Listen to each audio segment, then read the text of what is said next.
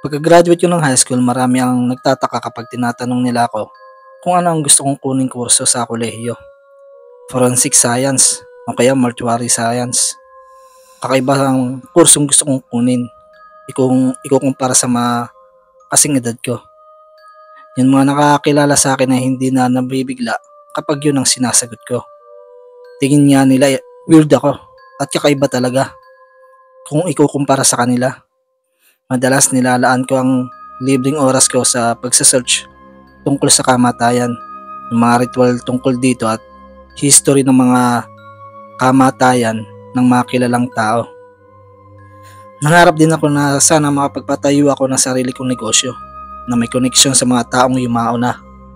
Funeraria, yan ang negosyo na bagay sa akin. Mabigyan ng magandang ayos ang mga yumao at makapagbigay ng magandang serbisyo sa burol nila para mabawasan kahit papano ang dalamhating nararamdaman ng mga naiwan nilang mahal sa buhay. Yan ang parang naging advocacy ako na rin sa sarili. Kung mabibigyan lang ako ng pagkakataon. Dahil naranasan ko din ang magdalamhati. Si Noy, kababata ko nung 8 taong gulong pa lang ako. Madalas ko siyang kalaro. Mahirap lang sila. Palaboy-laboy nga lang sila sa amin. Pero kahit ganun ay mababait naman. Yung lola at atin niya na lang ang kasama niya sa buhay. Kapag nabubuli ako ng iba naming mga kalaro, siya ang nagiging tagapagtanggol ko. Kahit ang pamilya ko naging close na din sa kanya nung nalaman nila yung ginagawa ni Noy para sa akin. Parang kapamilya na rin ang turing nila dito.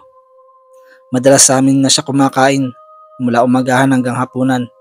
Kahit tumatanggi siya sa amin sa pag-aya ay pinipilit namin siya na makisalo. Ngunit nawala yun nang ma-involve siya sa isang aksidente.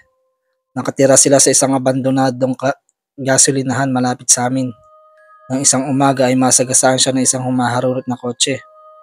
Patawid daw to ng highway papunta sa looban.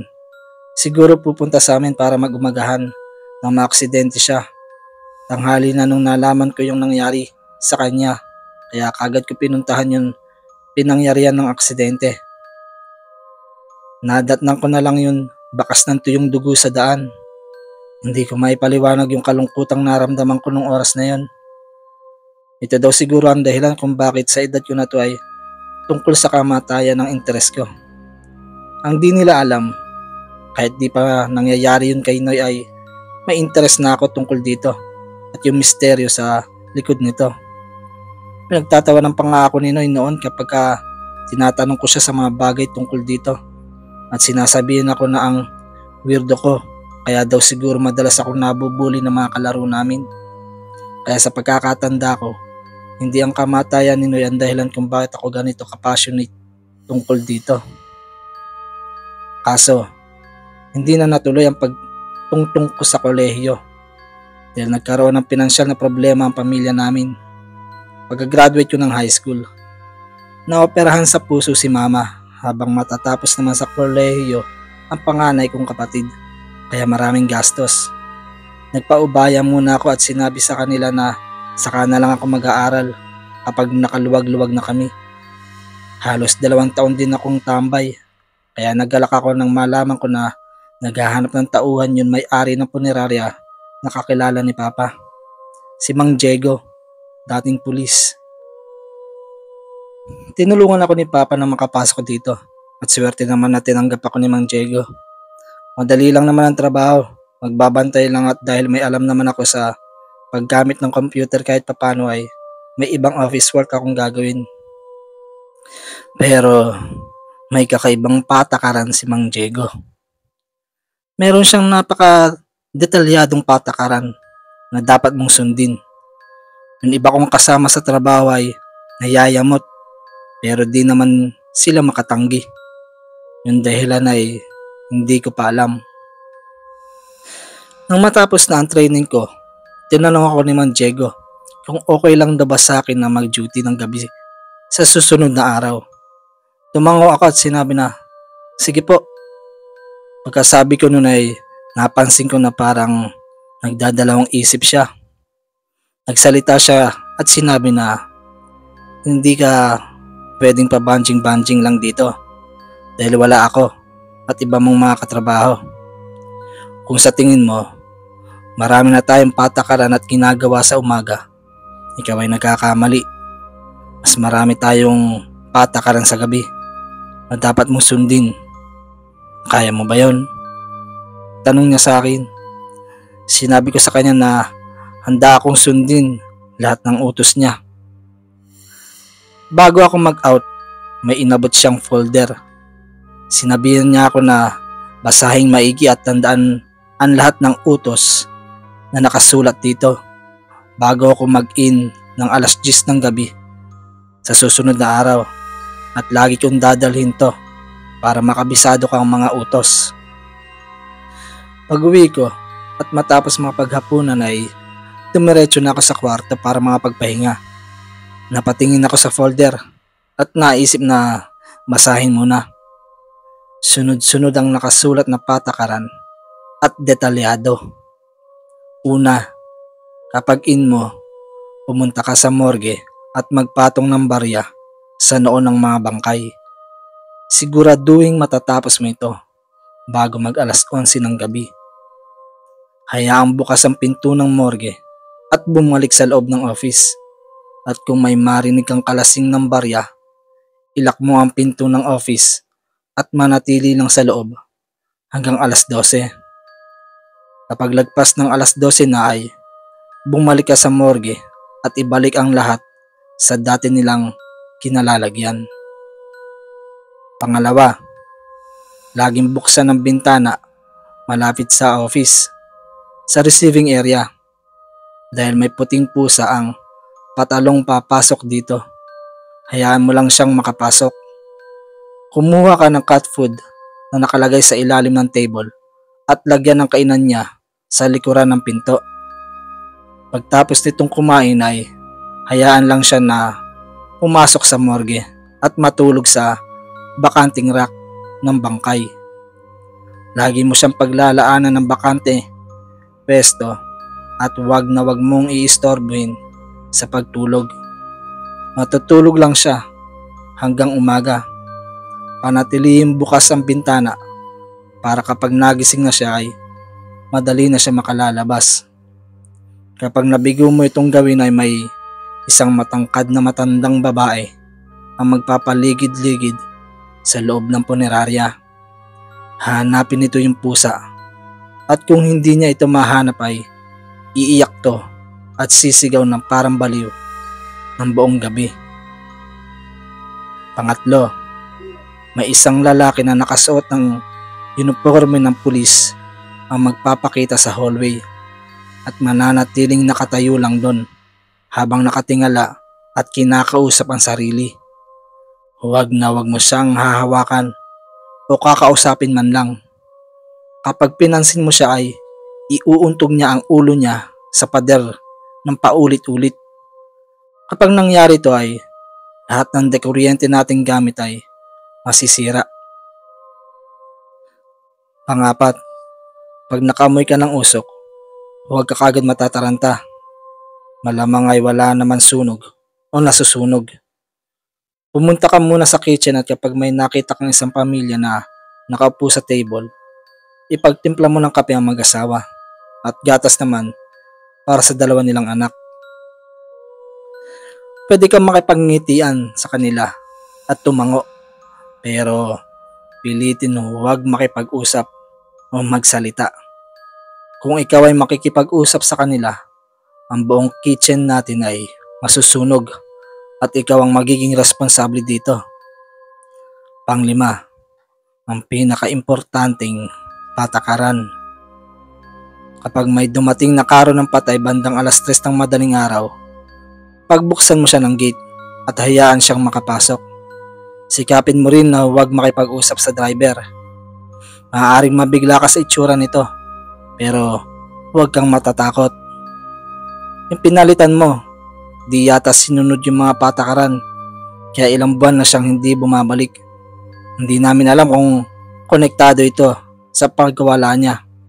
Kaya mas mabuti na sumunod ka na lang para makasigurado tayo.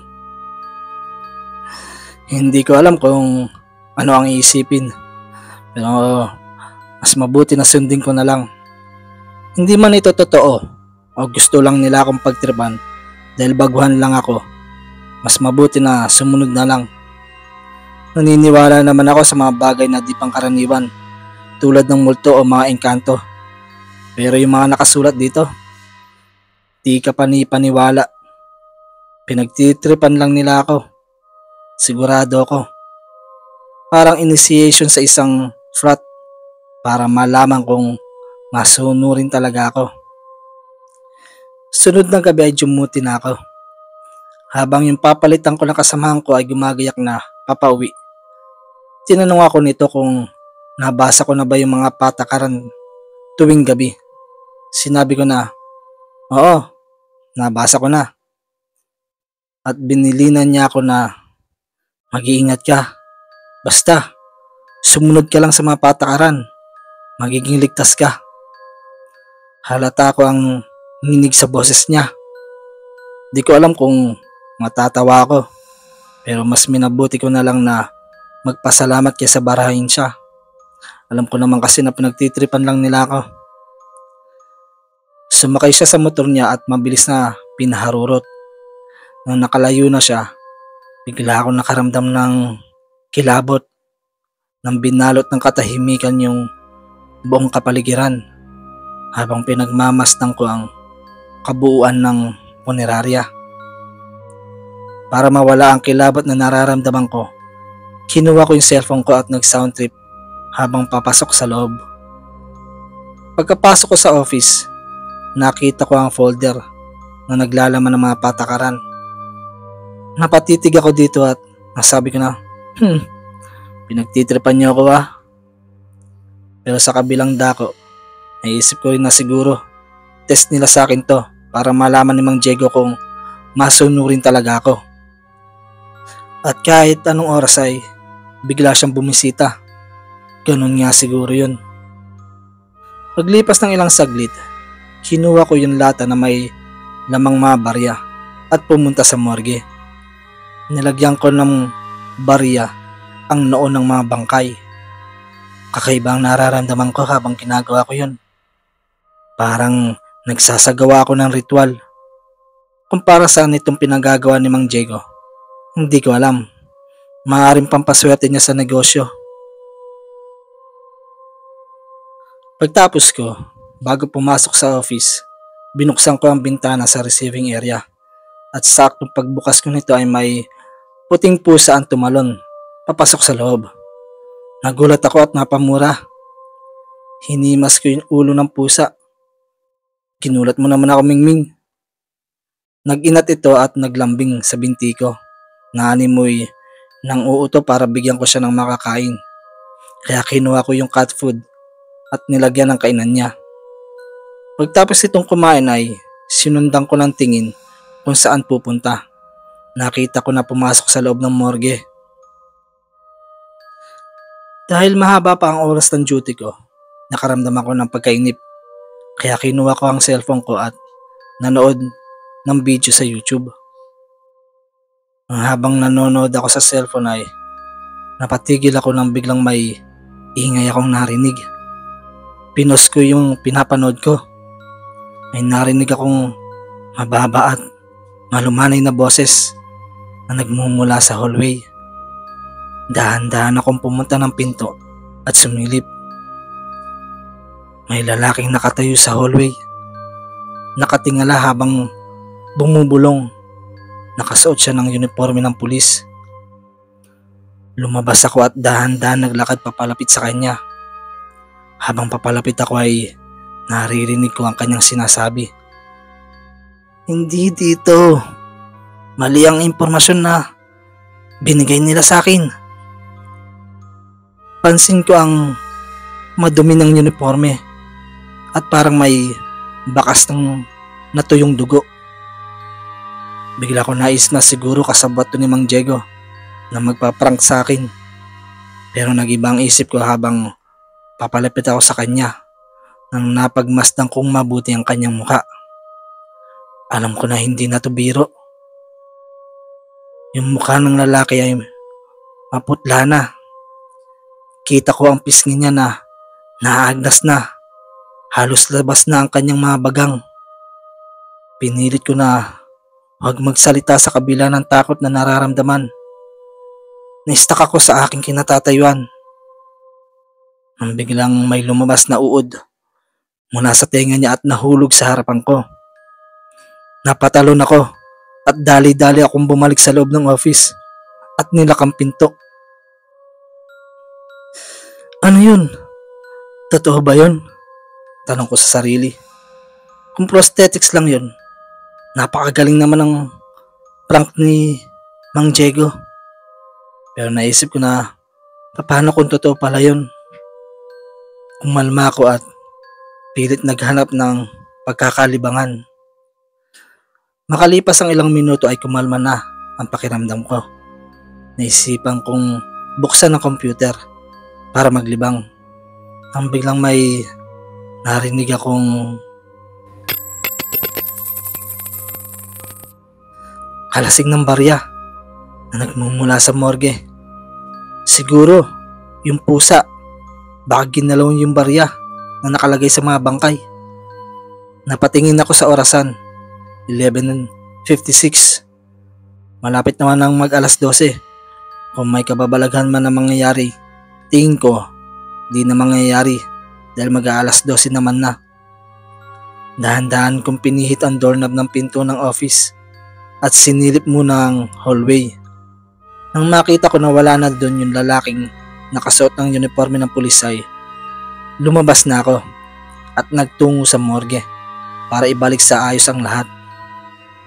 Habang naglalakad ako sa hallway, papasok ng morgue ay napansin ko ang patay sinding ilaw sa loob.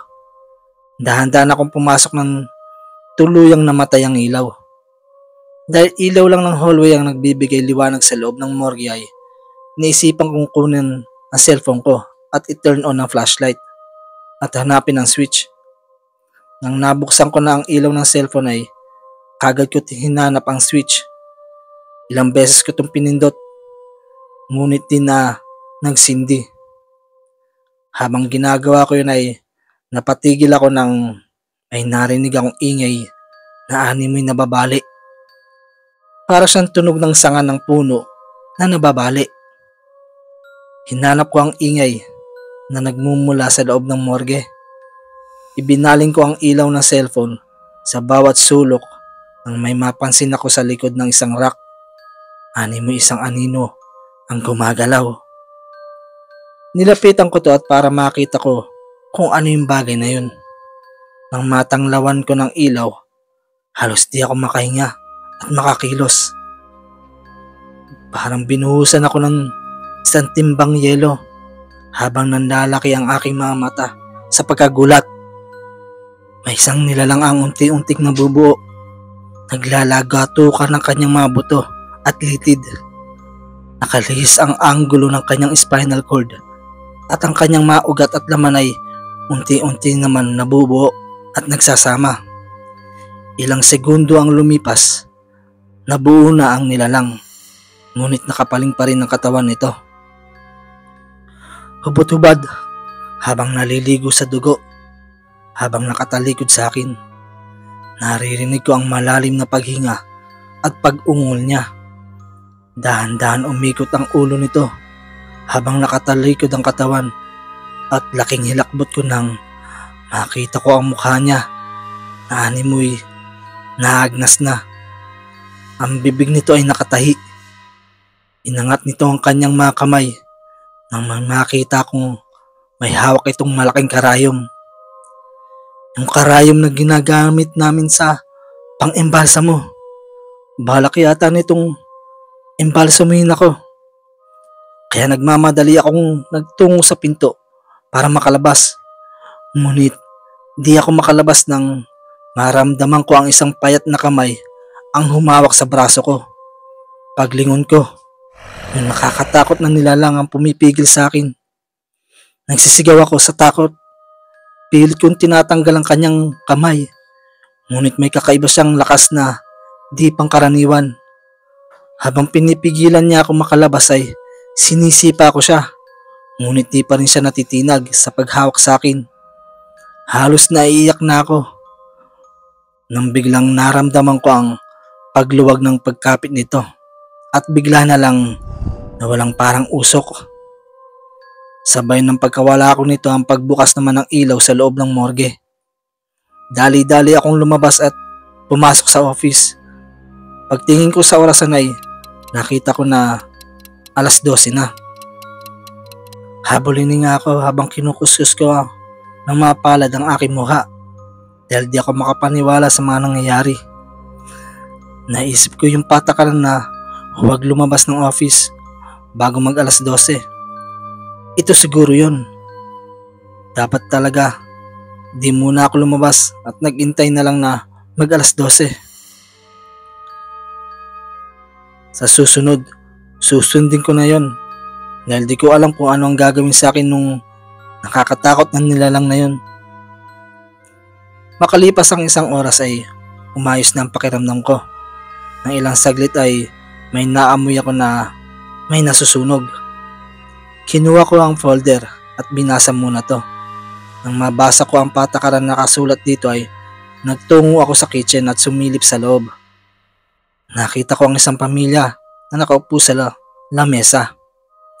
Pumasok ako habang di sila tinitingnan at kumuha ng tasa para ipagtimpla ng kape at gatas. Pagtapos kong ipagtimpla ng kape ang mag-asawa ay namroblema ako nang makita ko na halos wala na palang gatas. Pinaghati ko na lang ang natitirang konting gatas sa 2 tasa. Dahan-dahan kong nilapag ang mga ito sa lamesa nang marinig ko ang mga bata na nagsalita. "Bakit ang konti ng gatas namin, Mama?" Pagtingin ko sa mga ito ay laking takot ko na wala silang mga mukha at mga nakadiretso lang na nakaupo. Ngunit may boses ng babae ang nagsalita at sinabi na, "Bibili na lang tayo sa susunod. Inumin nyo na yan." Nagmamadali akong lumabas ng kitchen at nagkulong sa office. Napatulala ako ng ilang minuto nang maramdaman ko ang pag-angal ng tiyan ko. Nakaramdam ako ng gutom. Kinuha ko ang baon kong sandwich at kumain. Kailangan kong kumain para magkaroon ng lakas. Sa totoo lang, halong excitement at takot ang nararamdaman ko dahil sa na-experience ko ngayon. Para bang biglang sumisipa ang adrenaline ko dahil dito. Dahil sa isipin na to ay madali ako nakamove on sa mga pangyayari. Bandang 3:00 nang magulat ako sa biglang pagkalampag sa gate. Lumabas ako ng office para silipin kung sino ang kumakatok. Nang makita ko ang isang itim na karo ng patay ang nakahinto sa harapan. Naalala ko bigla yung huling patakaran. Kagad ko itong pinagbuksan ng gate at dahan-dahan pumasok ang karo. Pagpasok nito ay bumukas ang driver seat at may isang matangkad na lalaki ang lumabas at pumunta sa likuran ng kotse. Binuksan nito ang pinto sa likod at kinuha ang stretcher na animoy may ipapasok sa loob. Ngunit habang tinutulak nito yung stretcher ay unti-unti naman nawawala ang imahe nito. Nang malapit na ito sa akin ay biglang nawala na lang at may malamig na hangin ang animoy lumagpas sa akin. Ilang saglit ay biglang lumabas uli ang imahe ng driver na animoy sasakay ng kotse. Nang bigla ko itong natanong, "Ano pong ginawa niyo?" Bigla ako napatigil sa pagsasalita nang maalala ko na huwag pala dapat kausapin yung driver ng karo ng patay. Dahan-dahan itong lumingon sa akin. Napaatras ako dahil dito. Papasok na sana ako sa loob nang biglang may maramdaman akong malamig na kamay at tumakip sa mukha ko.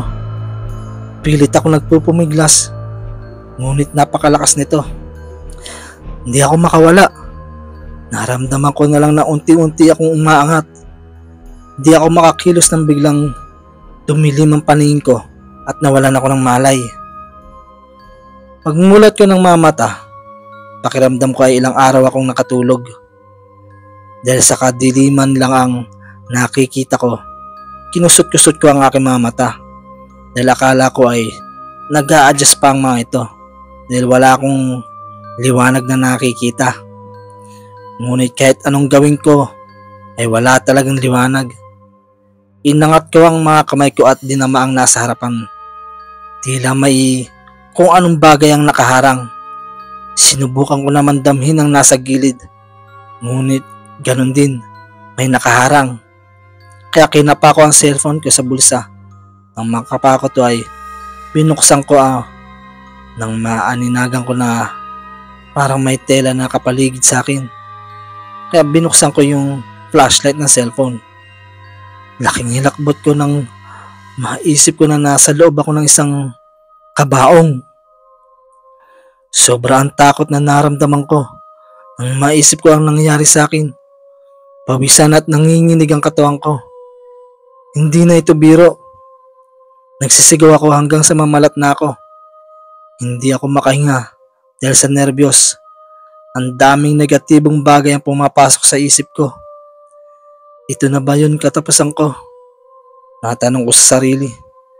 Makikita ko na ba at makakausap uli yung kaibigan ko si Noy? Nawawalan na ako ng pag-asa nang biglang narinig ko ang isang kaluskos sa ibabaw ng kabaong. Sisigaw na sana ako ng tulong nang bigla akong maisip na siguro yung driver ng karo ng patay to. Nakaililibing na niya ako. Pwede din yung bangkay na may hawak na karayom na pang-embalsa mo o kaya yung pamilya sa kusina. Dahil konti lang nabigay kong gatas sa mga bata ay baka nadismaya sila at papatayin na nila ako. Habang patuloy na naririnig ko ang pagkaluskos sa ibabaw ng kabaong ay nanatili na lang akong tahimik at tinanggap ko na lang ang aking kakahinatnan. Ang biglang may narinig akong isang boses. Mingming, ano bang ginagawa mo dyan? Pamilyar sa akin yung boses na yun. Si Mang Diego. Bigla akong nakaramdam ng lakas at kinalampag ko ang kabaong habang sinisigaw ang pangalan niya. Laking tuwa ko nang biglang nagbukas ang ibabaw ng kabaong at nakita ko si Mang Diego. Bakas ang gulat at pagtataka nito nang makita niya ako. Nasa office na kami na ikinuwento sa kanya ang mga nangyari. Buti daw at naisipan niyang puntahan at kamustahin sana ako. Ngunit nang binati daw niya ako ay nagtataka siya at bakit hindi ako umiimik at nakatulala lang. Nang marinig daw niya ang pag-atungal ni Mingming na tila may gusto itong ipahiwatig. Sinundan daw niya ito at nagtungo sa likuran ng punerarya sa mga nakatambak na lumang kabaong. At bigla itong pumunta sa ibabaw ng isang kabaong at pinagkakalmot. Nang marinig nga niya ang isang boses mula sa loob at naligtas niya ako. Dahil doon ay nag-umpisa ng magkwento si Mang Diego. Yung driver ng karo ng patay ay ang kauna-unahan niyang driver. Na-aksidente ito habang pabalik sa punerarya matapos nitong maghatid ng ililibing. May dump truck ang bumangga sa minamaneho nitong karo ng patay. Dead on the spot daw to. Napakasipag daw nito. Hindi pa daw siguro nakaka-move on sa nangyari sa kanya, kaya nagpapakita pa. Yung pamilya naman daw ay yung dating may-ari ng bahay na nasunog sa katabi ng punerarya noong 1980. Binili daw niya yung ibang parte ng lupa na kinatatayuan ng bahay nila. At pinagawan nga niya ng kitchen ng punerarya. Kaya daw siguro nagpapakita yung mga to. Kay Mingming naman daw, yung sa pusa, yung matangkad na babae ay yung dati niyang empleyado na si Mercedes. Alaga daw nito si Mingming. Binawayan ito ng buhay nang umuwi ito sa probinsya at nalunod sa isang outing kasama ang kanyang pamilya. Yung pulis naman daw ay ang dati niyang kasamahan, matalik na kaibigan at kumpare. Nauna daw siyang magretiro dito. Balak na lang nitong magretiro, pero di na nito nagawa. Na-set up daw to ng sindikato na balak nitong hulihin, kaya nasawi. Siya daw ang nag-ayos sa bangkay nito, kaya siguro daw binibisita siya nito minsan. At yung bangkay sa morgue, hindi daw niya alam kung bakit nangyayari yon. Basta yun, paglagay ng bariya sa noo ng mga bangkay ay payo sa kanya ng albularyo. Nakakatulong daw ito para hindi pamugaran ng masasamang kaluluwa ang punerarya niya. Pagtapos niyang ikwento ang istorya ng punerarya ay sinabihan niya ako na okay lang daw sa kanya kahit na hindi na ako bumalik kinabukasan. Napatingin ako sa kanya at tumango. Sabay paalam naman niya sa akin. Kinabukasan, pumasok ako sa pinto at nag-in. Dumiretso sa office at sinabi kay Mang Diego na ready na po akong dumuti ulit. Napatingin sa akin si Mang Diego at napangiti. Sabay tapik niya sa balikat ko.